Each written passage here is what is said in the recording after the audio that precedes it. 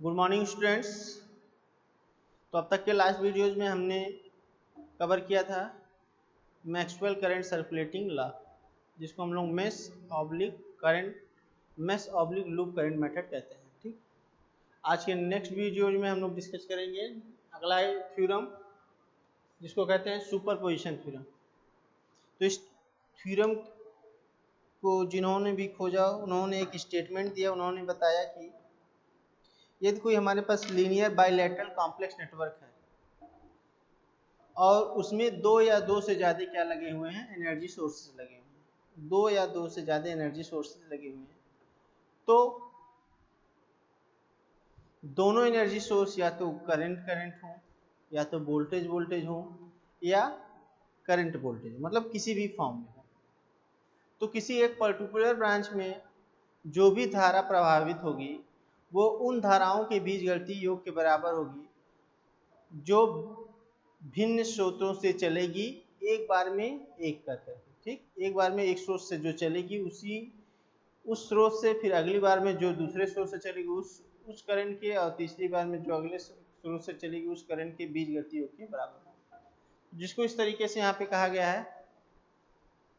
This theorem states that if any linear bilateral complex network having two or more than two sources, either in form of voltage or current or current and voltage both, then the current flow through any particular branch is equal to the algebraic sum of current from the different sources when the sources are acting alone. Clear?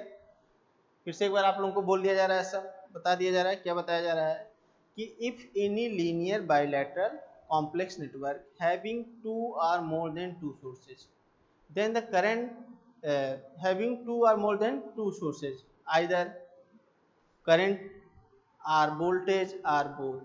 It means current means both sources or more than two sources are current, that in current form, both sources and more than two sources either in voltage form, or both sources and more than two sources are in voltage and current form.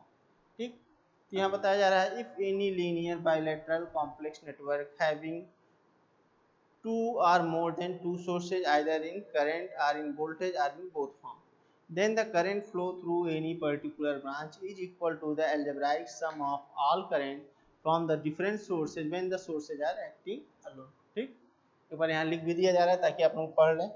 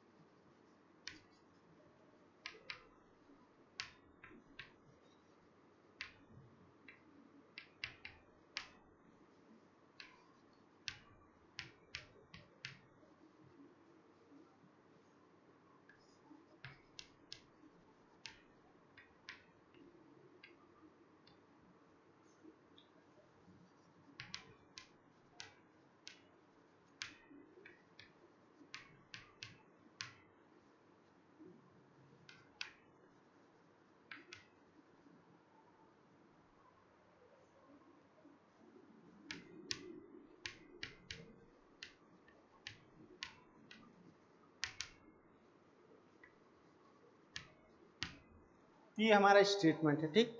यहाँ देखिए लिखा हुआ if any linear. अब बात करेंगे linear किसे कहते हैं। तो लीनियर का डिस्कशन हमने शुरुआत में किया था जब टाइप्स ऑफ एलिमेंट पढ़ रहे थे। तो लीनियर में बताया था an element which follow the Ohm's law, उसको हम लोग क्या कहते हैं, लीनियर एलिमेंट। नेक्स्ट लिखा हुआ लीनियर कामा बायलैटरल। अब बात करेंगे बायलैटरल किसको कहते हैं। बायलैटरल आपको बताया था एन एलिमेंट हुज बिहेवियर और property does not change with respect to current direction, ठीक। उसको आपको बताया गया था कि ऐसा एलिमेंट जिसका बिहेवियर प्रॉपर्टी करंट डायरेक्शन पे चेंज डायरेक्शन पे डिपेंड ना करता हो, उसको हम लोग बायलैटरल कहते हैं, ठीक। Bilateral complex network having two और more than two energy sources, ठीक। अब दोनों एनर्जी सोर्सेज किस फॉर्म में हो, आपको बताया गया आइदर वोल्टेज, दोनों वोल्टेज के फॉर्म में हो, या तो करंट के फॉर्म में हो, या तो दोनों हो, मतलब वोल्टेज करंट दोनों हो, ठीक। तो उस दौरान लिखा हुआ then the current flow through any particular branch. तो उस दौरान क्या होगा, किसी पर्टिकुलर मतलब क्या होता है, विशेष, किसी एक विशेष ब्रांच पे बहने वाली क्या होगी, धारा, ठीक। Branch is equal to the algebraic sum of all current. किसके बराबर होगा, अलजेब्राइक सम होगा सारे करंट का। कौन से सारे current, from the different sources, जो अलग अलग सोर्सेज से चलेंगे। कौन से सारे करंट की बात हो रही है, जो अलग अलग सोर्सेज से चलेंगे। कहने का मतलब यहाँ बताया गया ना कि सोर्सेज कितने होंगे, दो या दो से ज्यादा।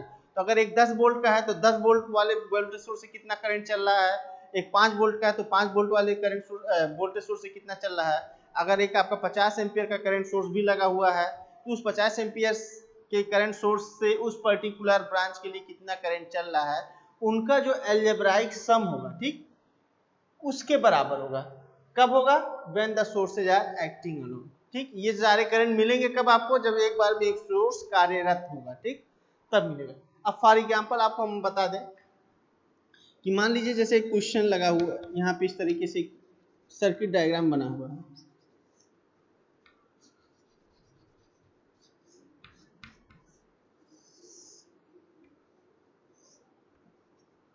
एक ये 10 वोल्ट का वोल्टेज लगा हुआ है, ये R1 रजिस्टर है, ये R2 रजिस्टर है, ये R3 रजिस्टर है, और ये आपका है 5 वोल्ट का वोल्टेज सोर्स, ठीक। अब आपसे ये थ्योरम ये कह रहा है कि किसी एक विशेष ब्रांच में, तो मान लीजिए हम R1 की बात करें या R2 की बात करें या R3 की बात करें, तो मान लीजिए क्वेश्चन में कह रहा है कि करंट फाइंड करंट इन R2। तो R2 जो होगा हमारा वो क्या हो जाएगा, विशेष ब्रांच हो जाएगा। मतलब हमको अगर स्पेशली कह रहा है कि R2 रजिस्टर में करंट बताइए, तो R2 हमारा पर्टिकुलर ब्रांच हो जाएगा, वो विशेष ब्रांच हो जाएगा, ठीक। तो कह रहा है कि इस विशेष ब्रांच में जो करंट फ्लो करेगा, जिसको आप IR2 कह रहे हैं, ये IR2 की जो वैल्यू होगी वो किसके बराबर होगी, जो एक बार में 10 वोल्ट से कितनी आ रही है। तो मान लिया 10 वोल्ट से IR2 डैश आ रहा है, ठीक। अब 5 वोल्ट से कितनी आ रही है, वो क्या होगा, IR2 सेकंड केस है तो I डबल डैश लिख देंगे, IR2 डबल डैश, ठीक। अब ये प्लस होगा कि माइनस होगा, ये डिपेंड करेगा दोनों के डायरेक्शन पे। अगर IR2 dash IR2 double dash दोनों सेम डायरेक्शन में होंगे तब तो हम पॉजिटिव साइन लेंगे, if same direction. Negative sign कब लेंगे, if opposite direction.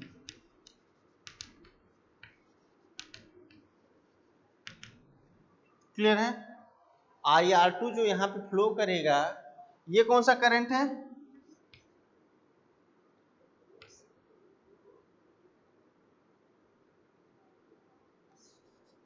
Current in R2 by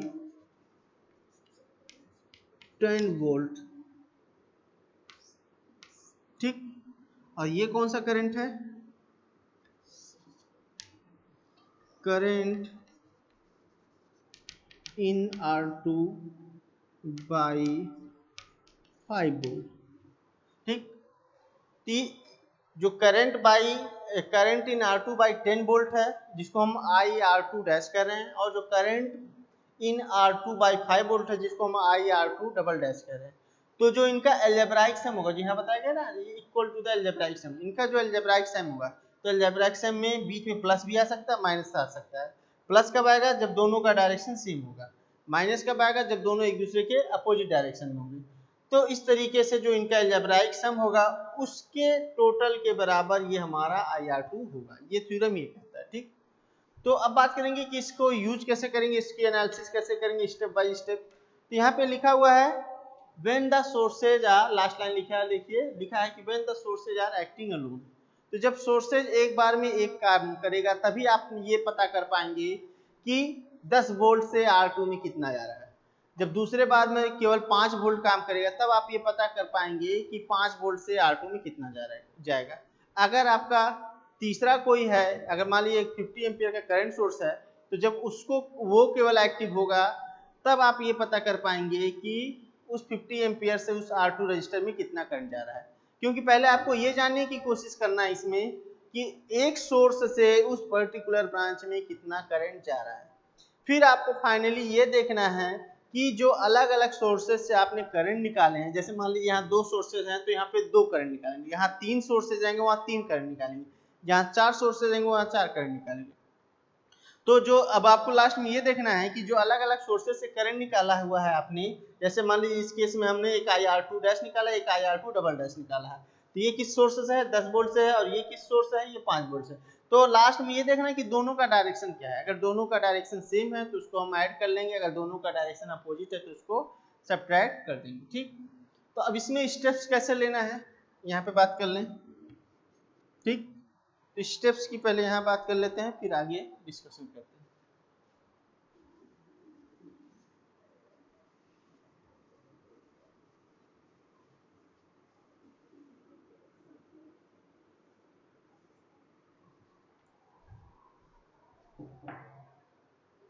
steps में आपको पहला क्या करना है, active one source and deactive and other all sources। मतलब पहला स्टेप क्या लेना है आपको, एक बार में एक सोर्स को एक्टिव करना, बाकी सोर्स को डीएक्टिव कर देना। ठीक, नंबर 2 में बात करेंगे deactivation process. If voltage source that will be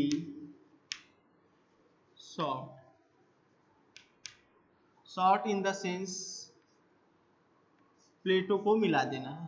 ठीक, जो पॉजिटिव प्लेट है बड़ा वाला और जो छोटा वाला प्लेट है उनको मिला देना है।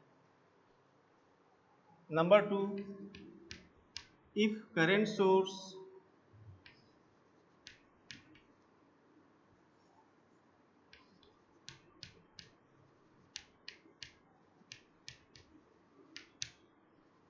that will be open।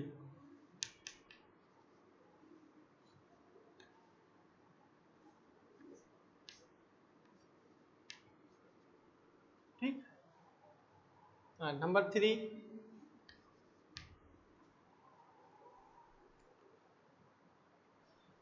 3, क्या करना है आपको, find R equivalent from active voltage source side। not in case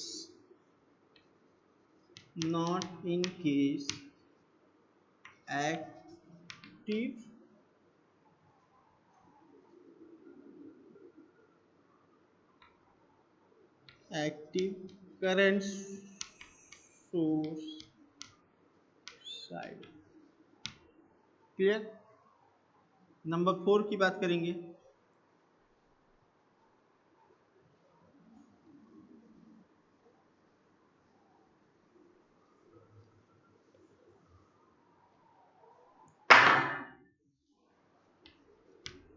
number 4 क्या है, calculate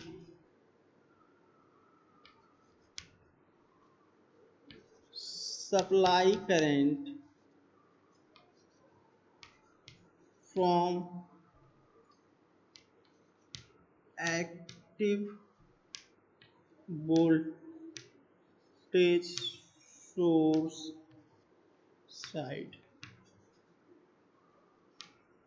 by using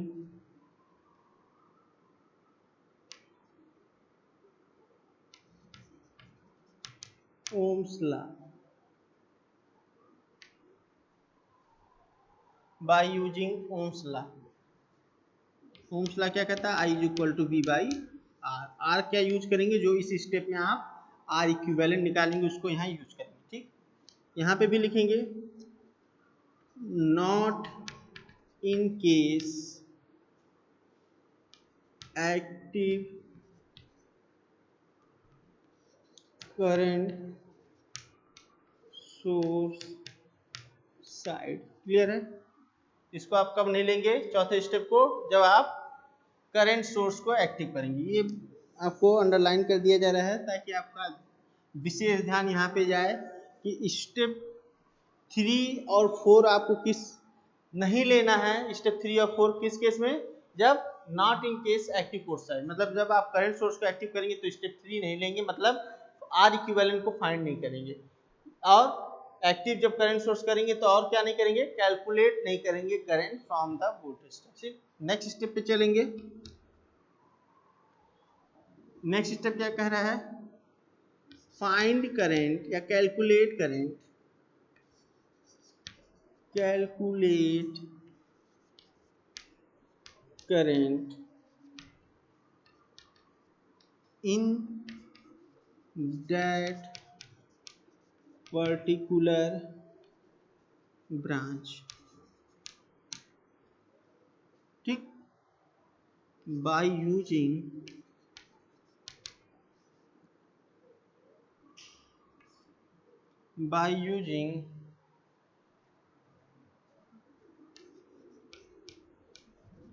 current divider rule.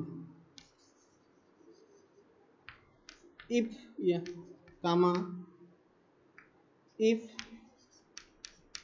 applicable. Clear है? पांचवें में क्या बताया जा रहा है कि calculate current in that particular branch. Particular branch, विशेष ब्रांच किसको कह रहे हैं?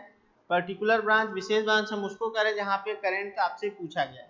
R2 में पूछा गया है तो R2 आपके लिए पर्टिकुलर ब्रांच हो गया. R1 में पूछा जाएगा तो R1 आपके लिए पर्टिकुलर ब्रांच हो जाएगा. R3 में पूछा जाएगा तो R3 आपका पर्टिकुलर ब्रांच हो जाएगा. मैंने कहने मतलब अगर सर्किट डायग्राम में कुछ न्यूमेरिक वैल्यू दिया हुआ वहाँ पे अगर कह रहा है कि find current in 10 ohm resistor by using superposition theorem, तो आपको क्या समझना है कि जो 10 ओम का रजिस्टर है उस सर्किट डायग्राम में वो मेरा पर्टिकुलर ब्रांच है, वो विशेष ब्रांच है जहाँ पे हमको करंट निकालना है. ठीक, तो हमने ये पर्टिकुलर ब्रांच वाला पांचवा स्टेप बताया कि calculate current in that particular branch by using current divider rule. ठीक, तो करंट डिवाइडर रूल में आपको हमने बताया था, शुरू में पढ़ाया था कि divider rule, voltage divider rule और करंट डिवाइडर रूल. तो हमने आपको बताया था कि वोल्टेज डिवाइडर रूल कहाँ पे एप्लीकेबल है? वोल्टेज डिवाइडर रूल आपका सीरीज कॉम्बिनेशन में एप्लीकेबल है. और करंट डिवाइडर रूल कहाँ पे एप्लीकेबल है? कहाँ पे एप्लीकेबल है? पैरेलल कॉम्बिनेशन में. क्योंकि आपको बताया गया था कि वोल्टेज कहाँ डिवाइड होता है? सीरीज कॉम्बिनेशन में. करंट कहाँ डिवाइड होता है? पैरेलल में, पैरेलल कॉम्बिनेशन में. इसीलिए जहाँ पे वोल्टेज डिवाइड होता है वहाँ वोल्टेज डिवाइडर रूल लगाएंगे, जहाँ करंट डिवाइड होता है वहाँ पे करंट डिवाइडर रूल अप्लाई करेंगे. ठीक, कैसे अप्लाई करेंगे वो चीज़ वहाँ पे हमने बताया था. एक बार जब यहाँ फिर से हम न्यूमेरिकल उस स्टेप पे चलेंगे तो उसको एक बार आप डिस्कस कर लिया जाएगा आपसे. लेकिन लास्ट में लिखा इफ अप्लीकेबल. तो ये इफ अप्लीकेबल का मतलब ये हो गया कि आपको पहचानना है कि क्या उस विशेष ब्रांच में करंट जो सोर्स से जा रही है वो डिवाइड होके जा रही है कि डायरेक्ट जा रही है. तो अगर डायरेक्ट जा रही है यानी कि वहाँ पे डिवाइड होकर के नहीं पहुँच रहा है. और जब डिवाइड होकर के नहीं पहुँचेगा तो आपको डिवाइडर रूल भी अप्लाई नहीं करना है. जब डिवाइड होकर के पहुँचेगा तभी डिवाइडर रूल अप्लाई करना है. ये आपको कंसेप्ट अपने दिमाग में सेट करना है. क्लियर? कि डिवाइडर रूल इफ अप्लीकेबल लिखने का मतलब क्या है? इफ अप्लीकेबल लिखने का मतलब ये है कि अगर सोर्स से कुछ समथिंग करंट चल रहा, मान लीजिए वो सोर्स से जो समथिंग करंट चल रहा, मान लीजिए 5 एम्पियर है, तो अगर वो 5 एम्पियर उस 10 ओम के रजिस्टर में डायरेक्ट जा रहा है बिना कहीं डिवाइड हुए, यानी कि उस 10 ओम में कितना जा रहा है, आपको सीधा दिख रहा है कि 5 एम्पियर जा रहा है, लेकिन अगर डिवाइड होके जाएगा तो 5 क्या होगा, दो टुकड़े में बटेगा, या तो हो सके एक तरफ एक एम्पियर जाए, दूसरी तरफ 4 एम्पियर जाए, हो सके एक तरफ 2 एम्पियर जाए, दूसरी तरफ 3 एम्पियर जाए, या एक तरफ 3 जाए, दूसरी तरफ 2 जाए। तो इस तरीके से डिवाइड हो सकता है, या एक तरफ 0 जाए, एक तरफ पूरा 5 जाए, तो इस तरीके से हो सकता है।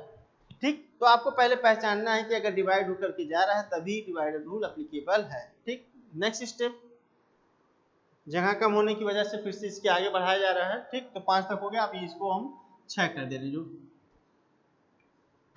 6 में क्या है, छठा क्या है कि एक्टिव सेकेंड सोर्स। अब यहाँ वन सोर्स नहीं, एक्टिव सेकेंड सोर्स।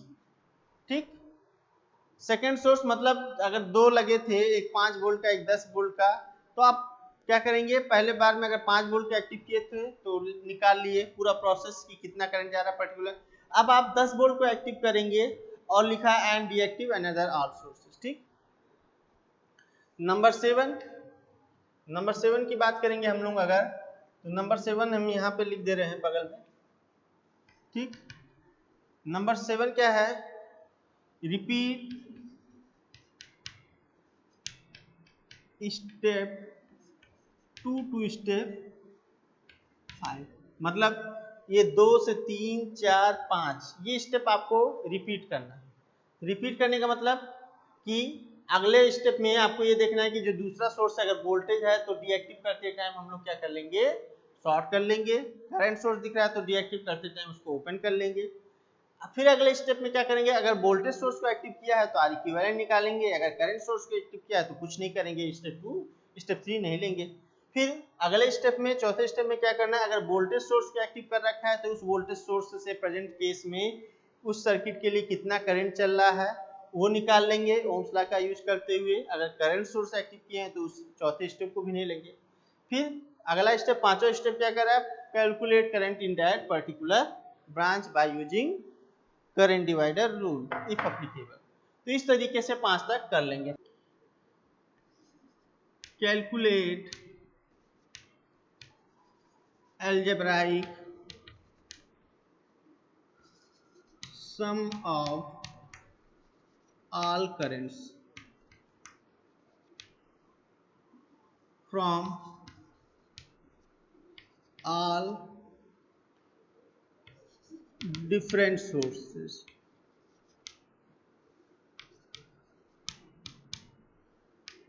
ठीक, that is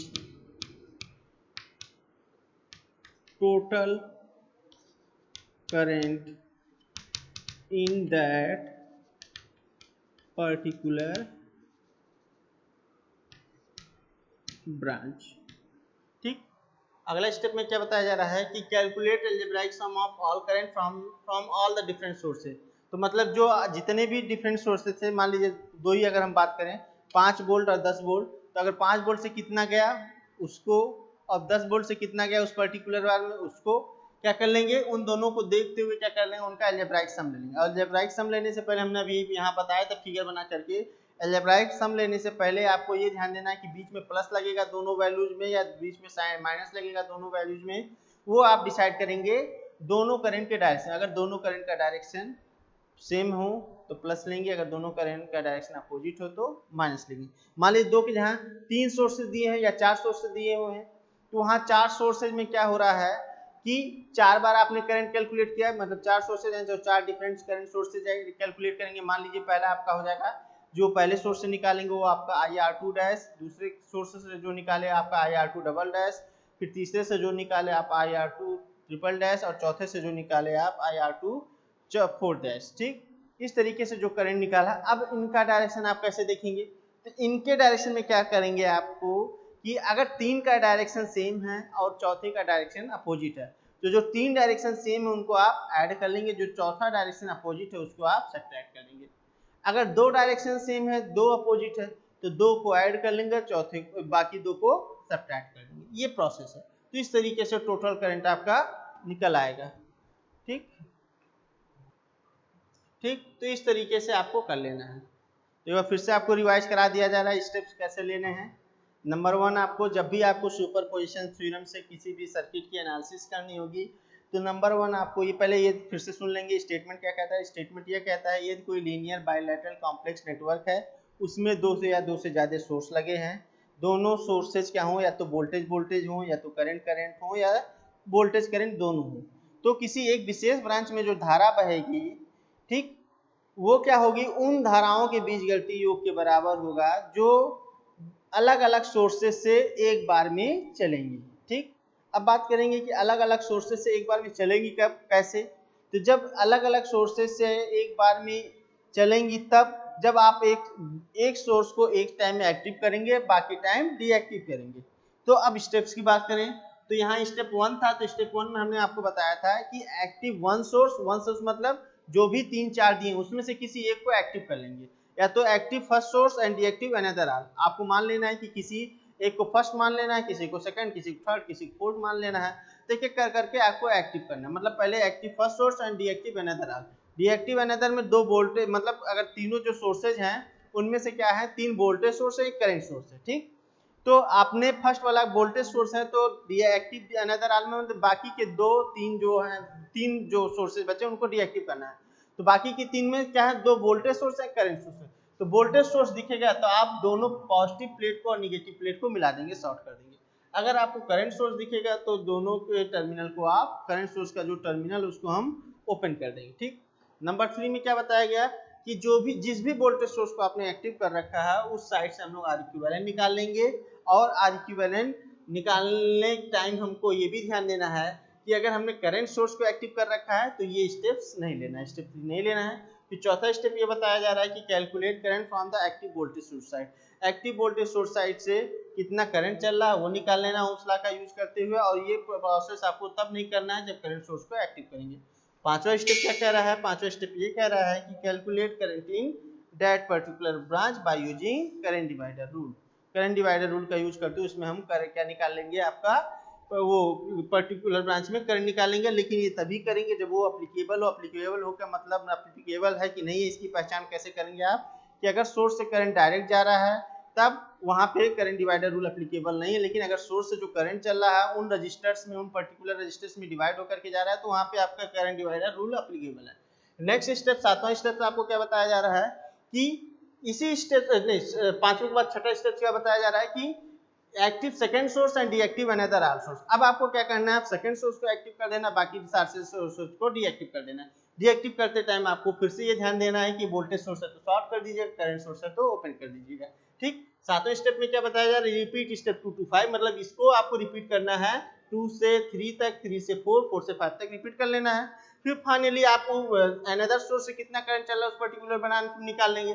फिर लास्ट स्टेप में आपको क्या करना है कि calculate algebraic sum of all current from the all different sources that is total current in that particular branch। वो क्या होगा, वो आपका उस पर्टिकुलर ब्रांच का टोटल करंट कहलाएगा। तो इस तरीके से आपको इसका स्टेप्स का यूज करते हुए सुपरपोजिशन थ्योरम का यूज करते हुए किसी भी सर्किट के एनालिसिस बहुत इजी तरीके से आप कर सकते हैं। तब तक के लिए धन्यवाद।